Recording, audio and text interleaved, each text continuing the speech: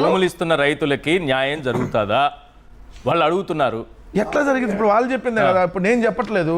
వాళ్ళు ఈరోజు ప్రపంచ బ్యాంకు ముందుకెళ్ళి ప్రపంచ బ్యాంకు వాళ్ళు ఇక్కడికి వచ్చి పర్యటిస్తే వాళ్ళు చెప్పింది ఏంటి? అయ్యా మా రాజధాని గ్రామాల్లో మౌలిక సదుపాయాల కల్పన ఇప్పటి వరకు లేదు. అంటే కనీసం రోడ్లు లేవు, ఎలక్ట్రిసిటీ సరిగ్గా లేదు, డ్రైనేజ్ సిస్టమ్ లేదు, మౌలిక సదుపాయాలు, ప్లాట్ల అభివృద్ధి అసలు లేదు. ఈ ల్యాండ్ పూలింగ్ అప్పుడు ఏం చెప్పారు? ఉచిత విద్య, ఉచిత వైద్యం. అంటే ₹1 కూడా మీరు ఇక్కడ పే చేయ అవసరంలా, మీరు ఎక్కడ చదువుకుంటే అక్కడ ఈ రాజధాని ప్రాంతంలో ఎక్కడుంటే ఏ స్కూల్లో అయినా ఏ కాలేజీలో అయినా ఎక్కడ చదువుకున్నా ఉచితంగా విద్య అందిస్తా అన్నాడు. ఇప్పుడు వాళ్ళు కనీసం 50% అనేమంటున్నారు, మొత్తం కూడా అడగట్లా. పాపం రైతులకు అర్థమైంది. నిర్మాణ పనుల్లో స్థానికులకు ప్రాధాన్యత ఇవ్వండి. వాళ్ళు ఏంది అడిగేది?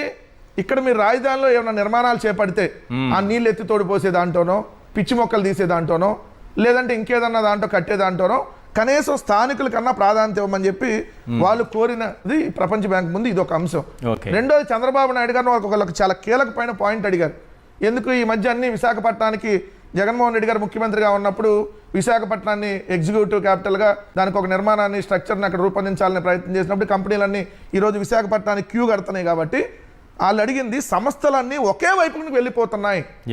ఇది రాజధానిలో కీలకమైన పాయింట్. రాజధాని రైతులు మన చంద్రబాబు నాయుడు గారిని కలిసి సంస్థలన్నీ ఒకే వైపునికి వెళ్ళిపోతున్నాయి, అప్పుడు రాజధాని ఏ విధంగా అభివృద్ధి చేస్తారని సీఎంని రైతులు అడిగితే అది మీ అహపోహే, వైజాగ్ పోతున్నాయని మీ అహపోహే, అన్ని ఇక్కడికే వచ్చేస్తాయి.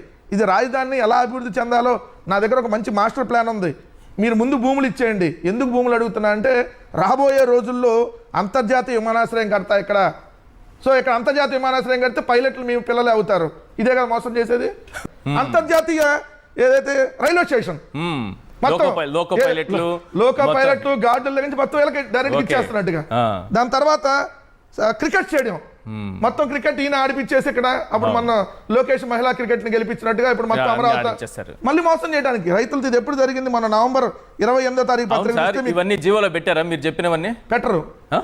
అమరావతి ఆంధ్రప్రదేశ్ రాష్ట్ర రాజధాని అని చెప్పి ఏ గెజిట్ లో అన్నా మీరు ఎక్కడైనా చూపించండి. రాష్ట్ర ప్రభుత్వం ఆయన అన్నది చూడండి. ఇక్కడ ఇవన్నీ కావాలంటే భూమి కావాలి. సో ఈ భూమి కోసం మీరందరూ భూములు ఇవ్వాలి, ఇవన్నీ రావాలంటే అని చెప్పి ఆయన మరోసారి మొన్న మోసం చేసినటువంటి తీరు. దీంతో అసలు ఈ 1,00,000 ఎకరాల భూములు సేకరిస్తానని చంద్రబాబు నాయుడు గారు 2014 ఎన్నికల కంటే ముందు కానీ 24 ఎన్నికల కంటే ముందు కానీ చెప్పాడా?